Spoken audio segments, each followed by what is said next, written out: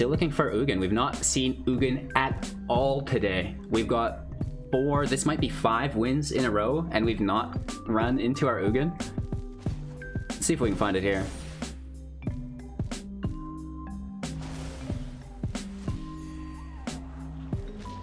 Ask and ye shall receive. There could be a classic counterspell here.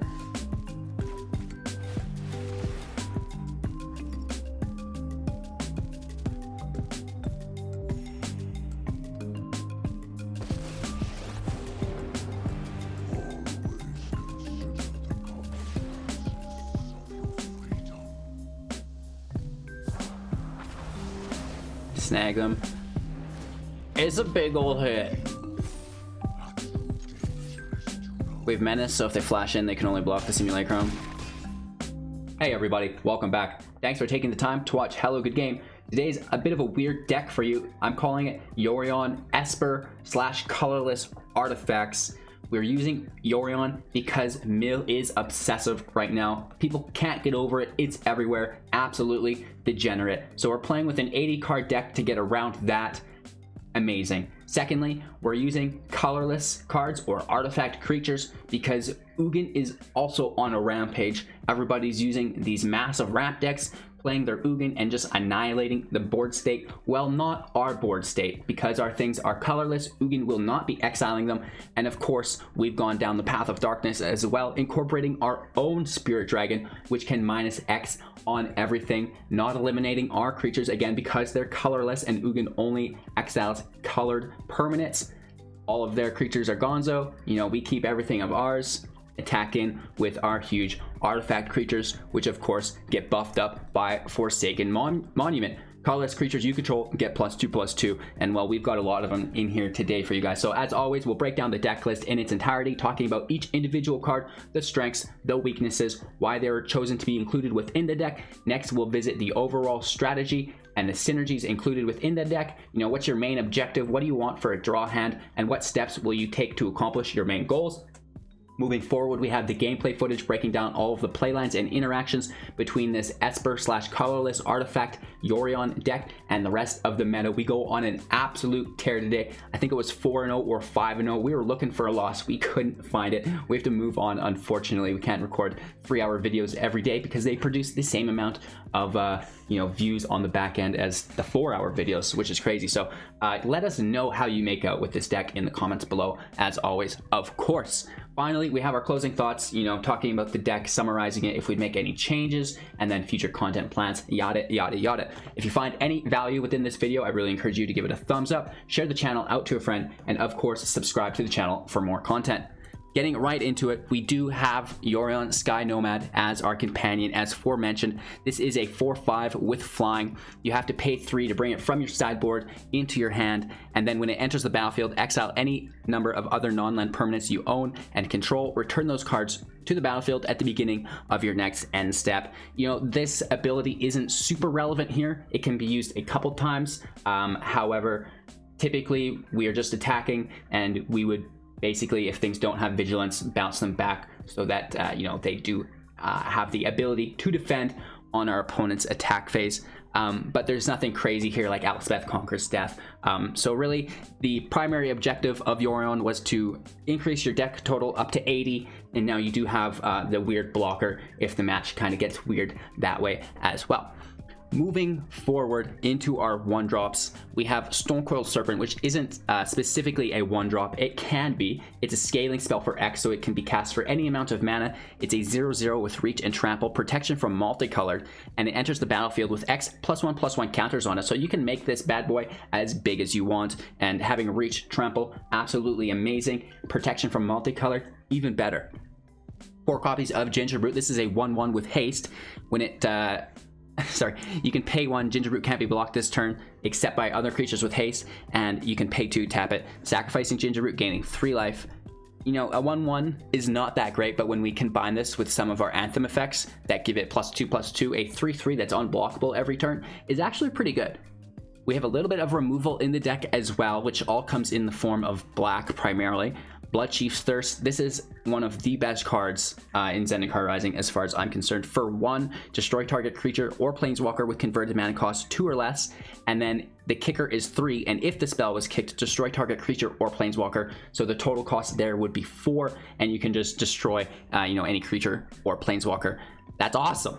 Into our 2-drops, we have 4 copies of Heartless Act at instant speed. Choose 1, destroy target creature with no counters on it. Remove up to 3 counters from target creature. So if it's something like a Stonecoil Serpent that doesn't have 4 counters on it, say it only had 3, we could remove those 3 counters from it. It becomes a 0/0 and dies. So we can still kill things with counters as long as they have a base toughness of 0.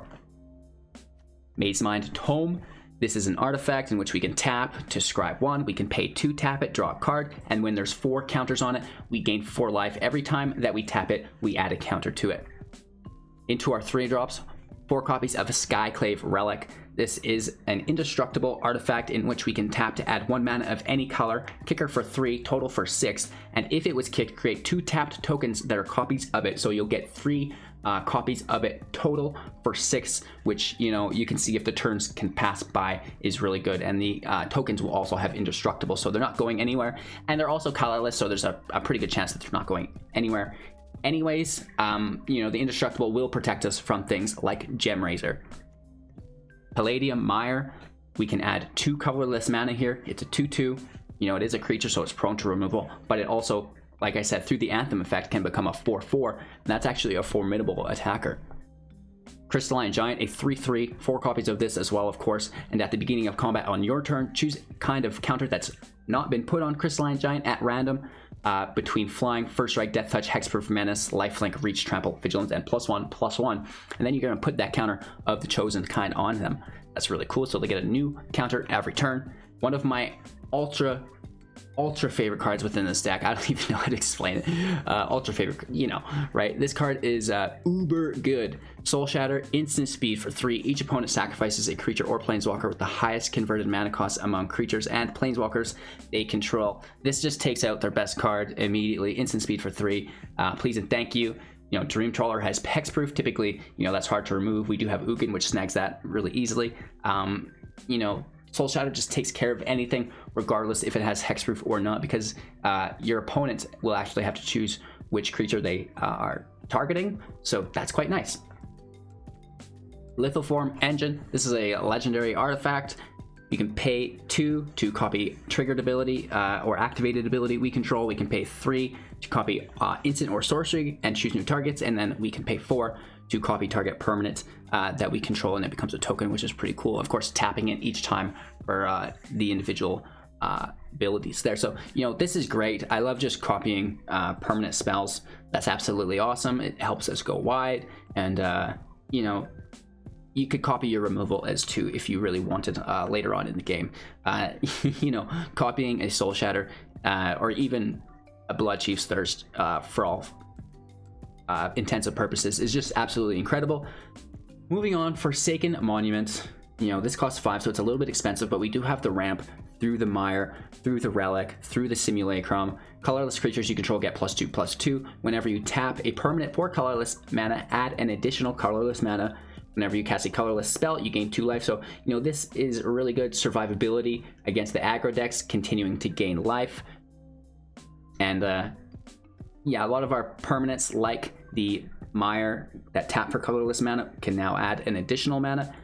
It's not just that though. We do have things like our land that adds colorless mana. Those will actually tap for 2 now instead, because they're permanents as well. We've got 2 or 3 copies, I believe, of Ugin the Spirit Dragon in the deck. Legendary Planeswalker coming in with 7 loyalty, +2, dealing 3 damage to any target, -X, exiling each permanent with converted mana cost X or less that's 1 or more colors, and -10, you gain 7 life, draw 7 cards, then put 7 permanents from your hand into the battlefield. A woof, right? That's absolutely insane. So really, this is our big wiper and insurance policy within the deck. We want to not only survive, but remove our opponent's threats, get our Ugin out, and then that should just seal the deal, because the -X should destroy them and not really affect us at all. If we don't need to do it, we can just plus until our -10, which is also really good, flooding the creatures, which all get buffed up by our monument, so on and so forth. Radiant Fountains, we've got 4 copies of this, gaining us 2 life, so more survivability. Colorless Mana, which will tap for 2 once the monument's in play.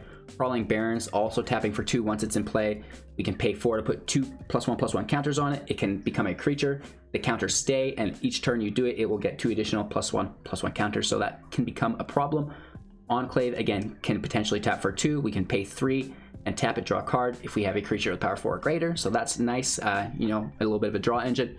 2 Clearwater/Murkwater pathways, you know, just to activate Yorion. Same goes with our Bright Climb and Grim Climb pathways. 7 Swamps, a Castle Lochthwain to tap for 4, drawing us a card, losing life equal to the number of cards we have in our hand after the draw. An Island of Plains, and then Castle Ardenvale, tapping for 5, creating a 1/1 white human creature token. Pretty cool stuff. So that's the deck list. There's no sideboard today. We're playing traditional, or sorry, standard ranked, not traditional, only best of 1. Overall strategies and synergies, we basically already went through them. As far as your opening hand goes, 3 land is great, and you know, to have some drops in that, especially our Tome off the beginning, is really, really good. In a Yorion deck, you have, you know, 80 cards, so the consistency of pulling what you want is a little bit reduced, and it does become more vast.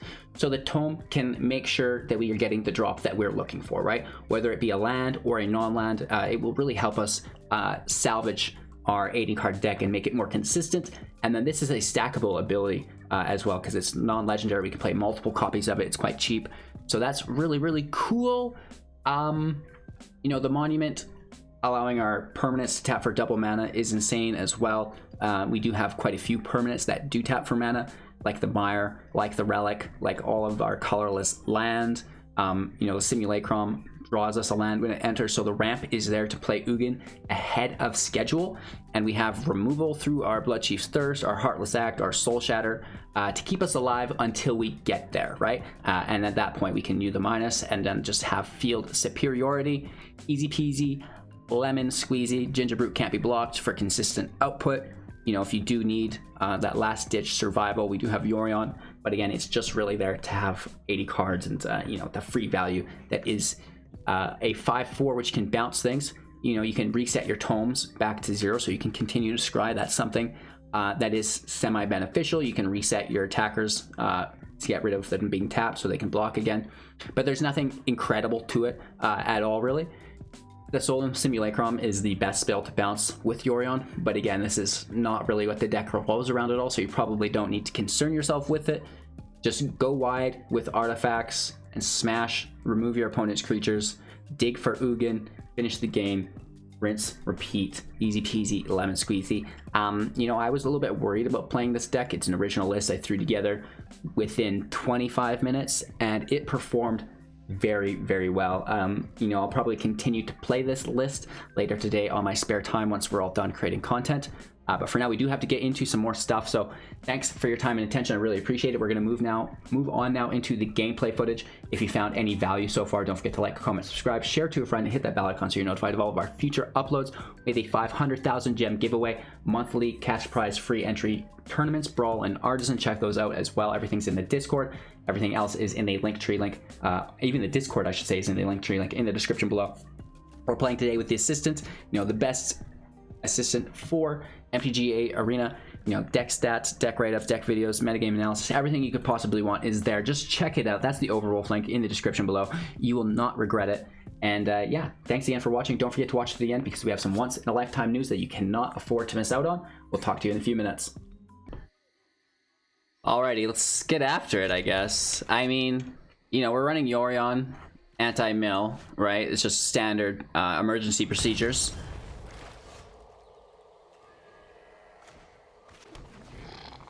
Let's get that out of there. We don't really have any forge to drop. We could try to save it, but let's conceal our colors. Well, I mean, for a second anyways. A lot of removal here.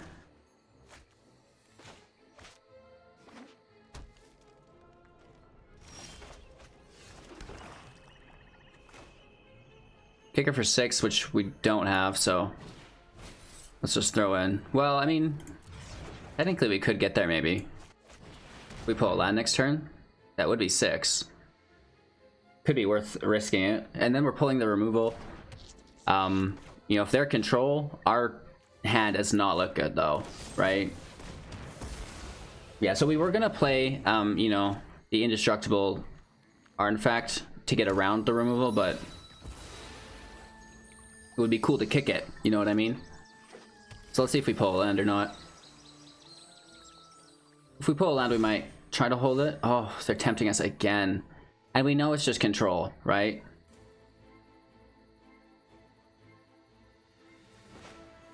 I don't know, let's just feed into it.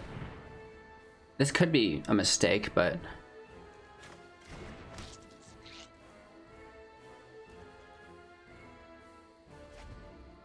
wasted mana that turn. No mana burn, they're lucky.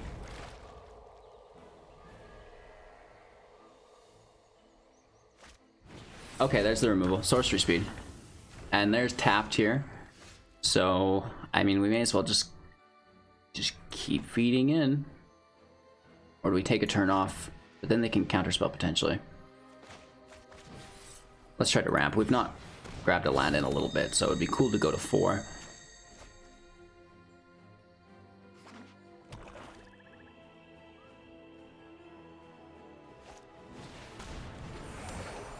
Nice.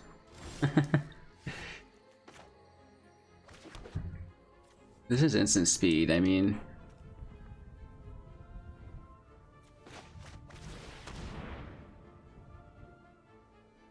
pull the counter magic, I'm sure. Negative. Let's hold this up, instant speed. I mean, 1, 2, 3, 4, 5, 6. That would be their 7th. I don't know what they'd be playing for 7. Let's just nuke it. I mean, it's weird. They could counter that too, but... what is a control deck doing with the mana dummy? Okay, just more removal. I think we're still in a fairly good position. I mean, like, worst case situation. Oh yeah. This is instant speed. We do it now in case they play something. You know, we could always do it on the stack too, but... nah. Hexproof? Oh, right off the bat. Hexproof's the best one to get, in my opinion. Let's snag Indestructible next. They're down to 2 cards, right? So we kind of ate through most of their situation. Let's attack. Flying, that's not the worst. Not quite indestructible, but it is good, it's good. Artifact in play. Lithoform Engine. We can copy all of our shenanigans. It gets countered. Okay. It's a good counter.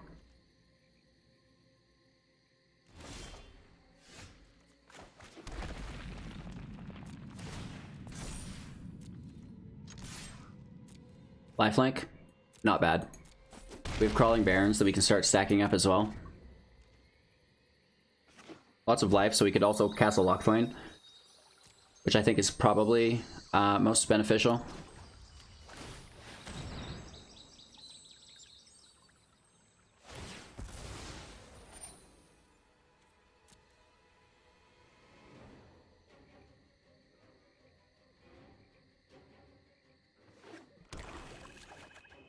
What? How do we pull so many of these?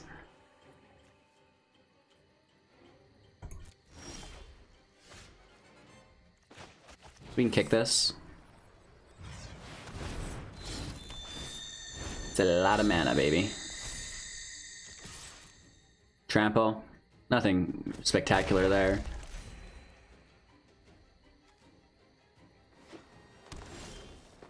So much available mana here. It's really quite nice. I kind of want to throw my Barrens out, but let's just tempo them down.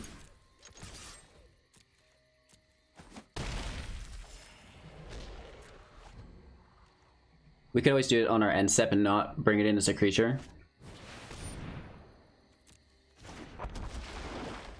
We have plenty of removal. Soul Shatter is one of my favorite new pieces of removal in Zendikar. Good game.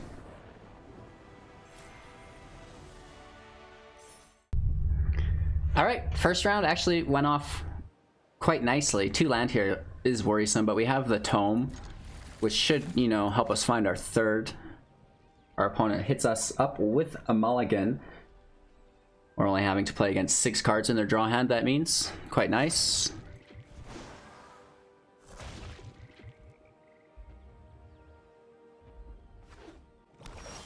Ooh. Snag some life. We do have our third land, so we could potentially just go right into our Godzilla. Losing our momentum. They could take our Tome as well. I don't know, that's a weird... Like, then you know that you've got to come back in for the momentum. Monument, sorry. It gains you so much momentum that you're inclined to call it that. Really? They take our Godzilla? Interesting.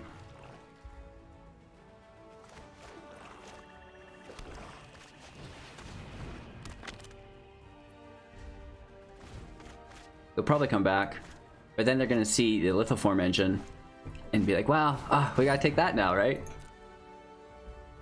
Definitely. They're down to 3 cards. Let's take a scry.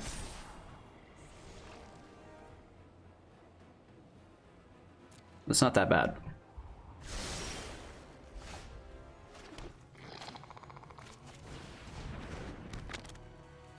That's our turn.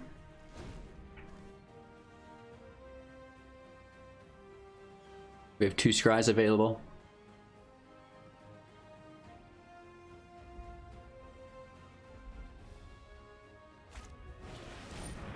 Self-mill, 2 life. So we're probably seeing Kroxa on our opponent's side. We need a land.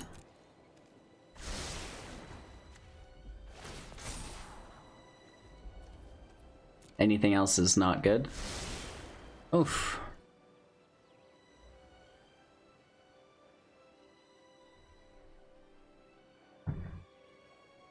Do we just kill it?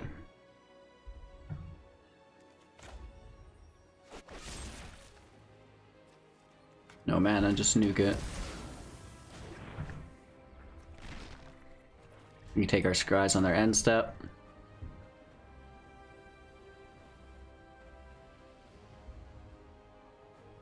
We're both bricking. And we're even scrying. Like, okay, so that is land. We can keep that. Well, not land, but a form of mana, which is nice. We can't use it right away, though, as it's a creature. We're going to keep that Tome at 3 counters and start using the other.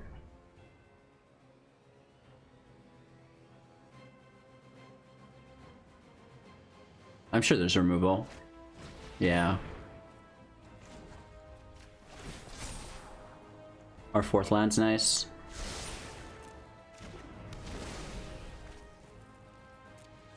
Tossing our monument down would have been cool there. Too bad.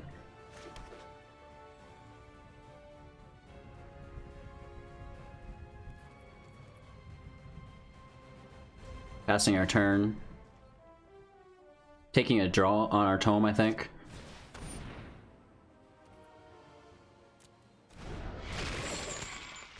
Tossing a Soul Shatter.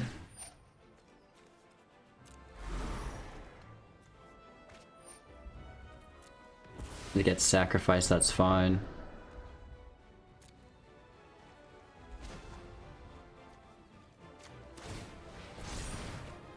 Okay, okay. Nice. We get a land. We should probably just play this, shouldn't we?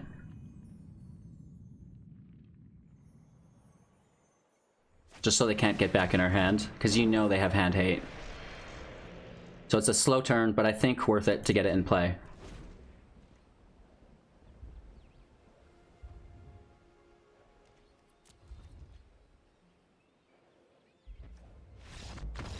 That's it. They're just like, we're getting land screwed. They've got their best card out. I'm out. I think we got pretty lucky. That last game our opponent bricked on land. We did a little bit too, but then we were able to get over it thanks to all of the scrying, which is a helpful mechanic if you guys are new to the game. It just really can make your deck that much more consistent. So you trim kind of the power level for consistency, right? All things are in balance.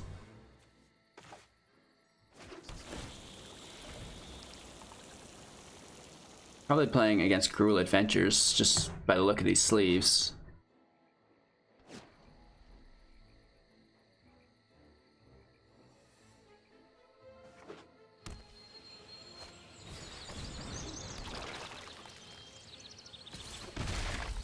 Lose isn't great. We're probably just going to deal with that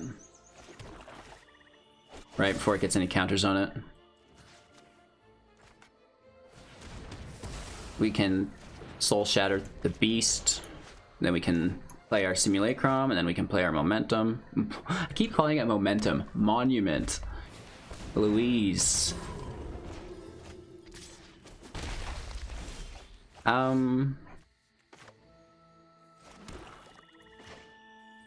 This is instant speed, but, you know, they have the potential chance, if they untap, to play Heroic Intervention. Actually, no, Heroic Intervention doesn't protect against Soul Shatter, so we shouldn't even be worried about that, because it's a sacrifice effect. But then they would have been able, if they played the Lovestruck Beast, been able to pick it, keep Yorbo, right? And that would have been good.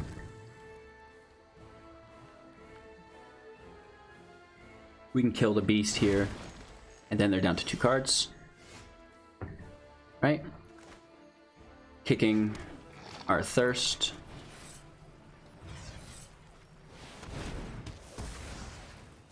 Not so bad. We got some nice drops in hand. Ooh, the Chandler's pretty cool.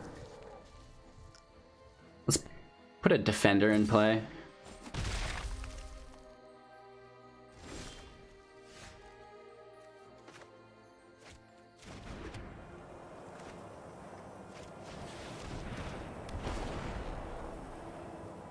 Grab a land here.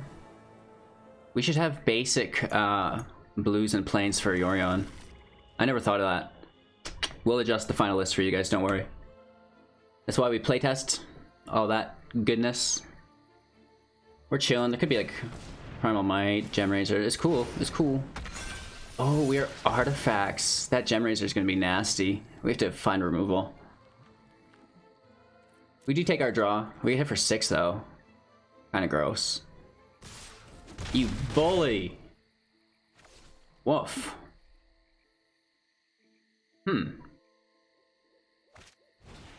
Another Shambler. Pro-Tech. We need some Death Touch is the thing.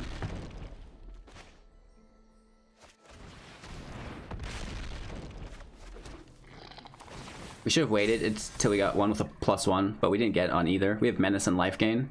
Or Life Link, I should say.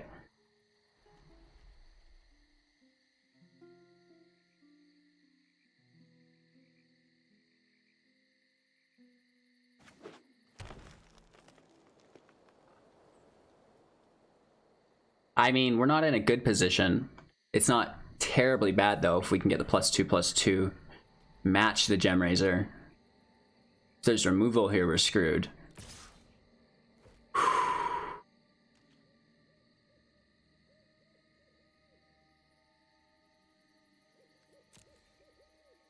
No blocks.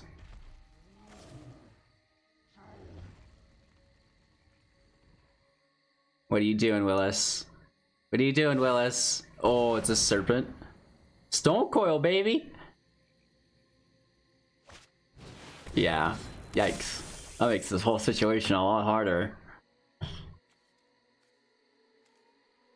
We can kill that. But then we go down to 4 mana.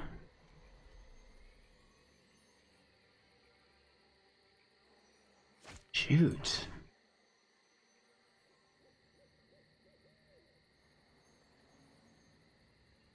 Alright, let's play it long, try to just survive. We gain 2 life here, and we've got 5 life gain.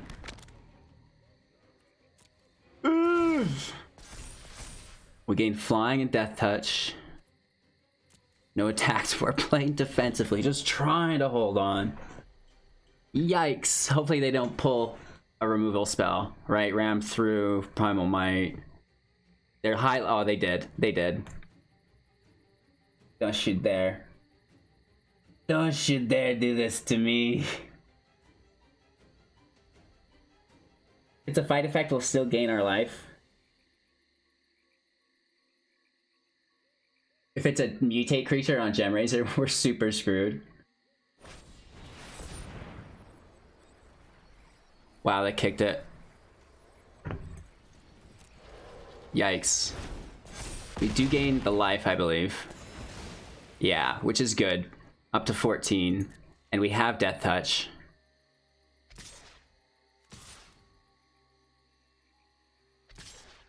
Oof. This is so gross. We kill the snake. We take 8. May as well take our scry here as well. Where is Ugin? You are not him. But you do come out as a 4/4, which is helpful. And that's better than a land. We also gain 2 life by playing it. Oof, which we need.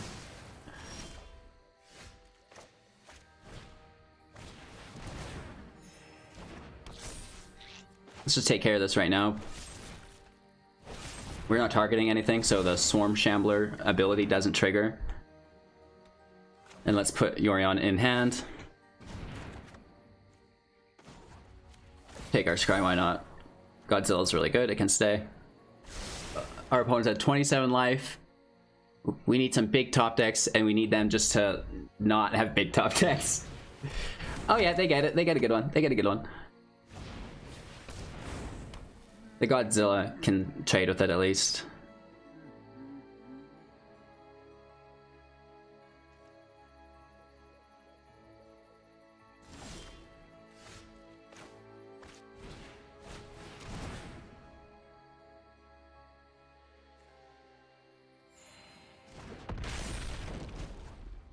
Let's draw our card here as well. We still have plenty of mana to play it. This comes in for 4. Very nice.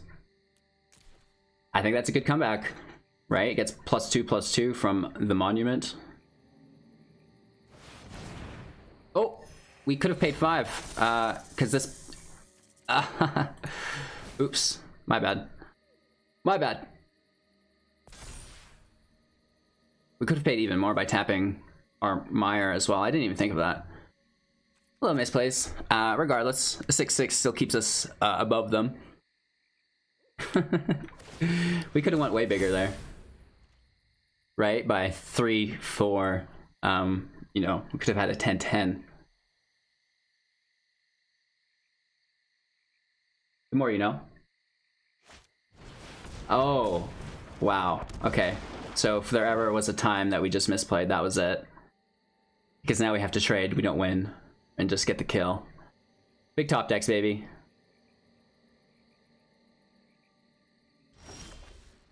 I mean, that is interesting.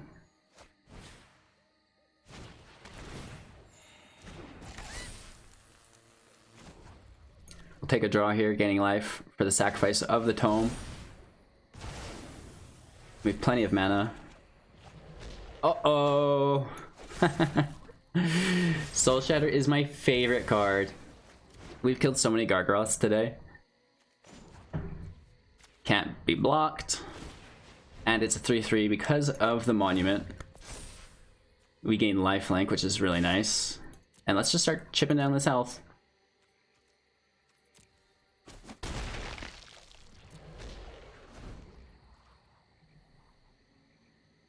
It's a pretty stable deck.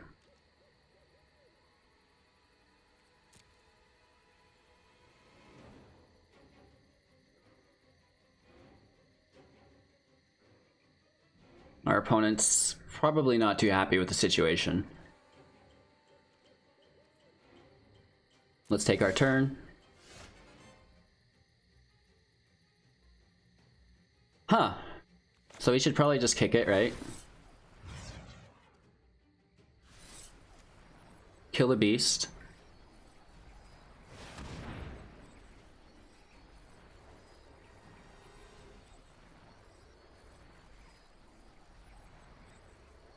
It's really cool. The Radiant Fountain taps for 2 because it's a colorless.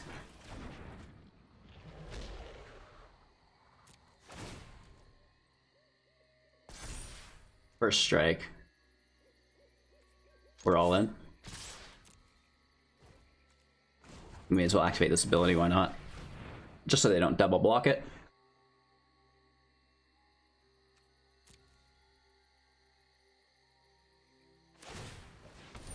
Yeah, the nice thing about Yorion is you get to choose what to bounce. So you don't have to bounce the Serpent.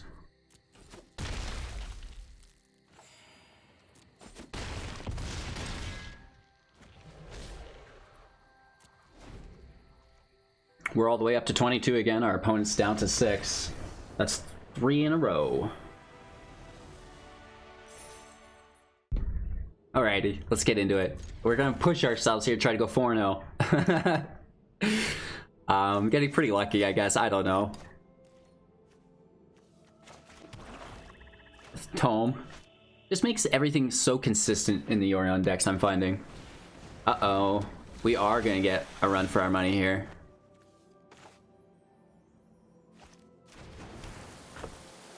Should we just not allow them to put any cards? Right, let's not let them mill us at all. That's going to be our main priority here. Look at these sleeves, too, they've got going on.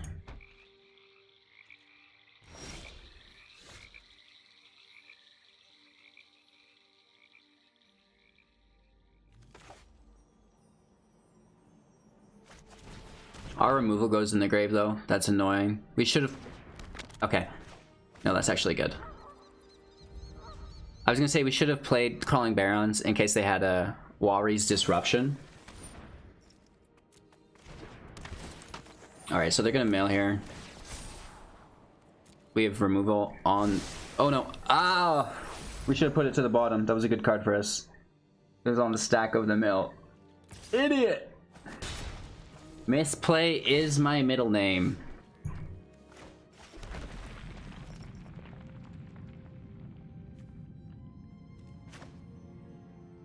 Let's just keep ramping. There's only 3 in the grave, so they can't tap it or counter it with a round in the lock, right?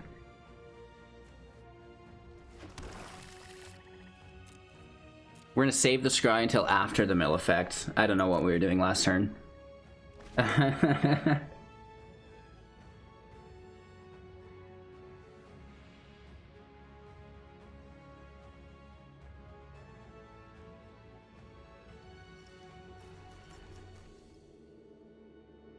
Alright. Really? What if they flash in after our scry, those dogs? Wow. No way. No way.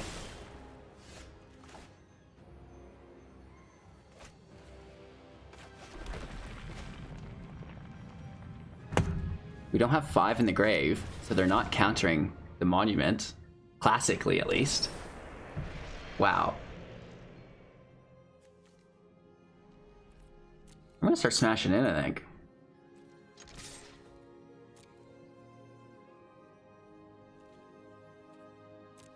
Okay, okay, okay. Chia, chia, chia, chia. Alright, 3 landed, played 2 islands. That's actually kind of scary. Flash flying, played main phase, enters the battlefield, target opponent mills 2 cards. We go up to 5 plus another 2 or 3. So we go down by 4, that's 7 total. Oh, they get an Ugin. Real funny. Real funny.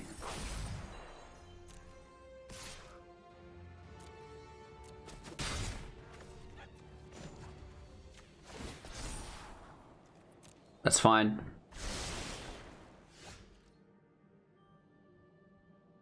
They only have basic lands, so, you know, that's not the greatest. 2 life plus a land, which means it only really costs 1. But I guess that comes in tap, so actually 2.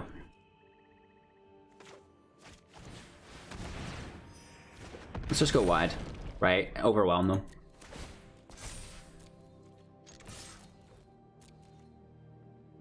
Down to 12. We have a Scry.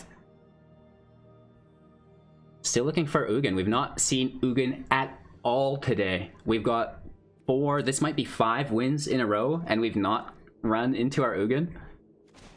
Let's see if we can find it here.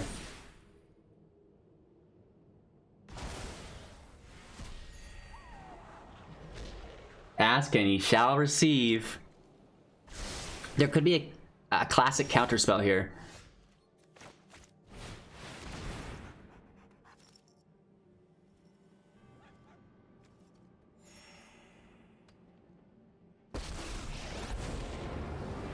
Always consider the consequences of your freedom.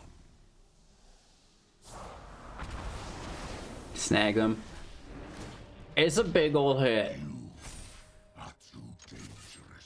We have Menace, so if they flash in, they can only block the Simulacrum. Woof. Just crushing games. We see Ugin there for the finale. Gets to do the minus, wipe the field, allowing us to aggro in for lethal. Whoa, whoa, whoa, whoa, whoa, whoa, whoa. What just happened? That's neat. I didn't expect colorless artifacts slash Esper artifacts to perform so well. You know, Yorion is the only thing that makes it Esper here. Otherwise it is maybe mono black artifacts because we have black removal. But I have no words for this. This is absolutely incredible. The strength of this is uncanny, and one might say ungodly. Absolutely crazy. So if you found any value within this video, don't forget to like, comment, subscribe, share to a friend, and hit that bell icon so you're notified of all of our future jazz. We got the 500k gem giveaway, free cash prize tournaments every month in the Discord. Don't miss out on that. That's all in the Linktree link description below. So tell your friends about that because I'm sure they'd want to win some gems as well. Yada yada yada, blah blah blah. Right? What do we talk about in these outros? I guess we're doing now. You know, thanks for watching. I really appreciate your time and attention. If you want to support the channel financially, you can do so Twitch, Patreon, YouTube, and our new Amazon link. All of our supporters get access to exclusive content. We're talking Brawl, historic, you know, events, all that jazz that typically doesn't perform so well. We've got behind the paywall. I know I'm a villain, but at the end of the day, all that other content kneecaps the channel's growth, and I need this puppy to grow so I can quit begging for your guys' support.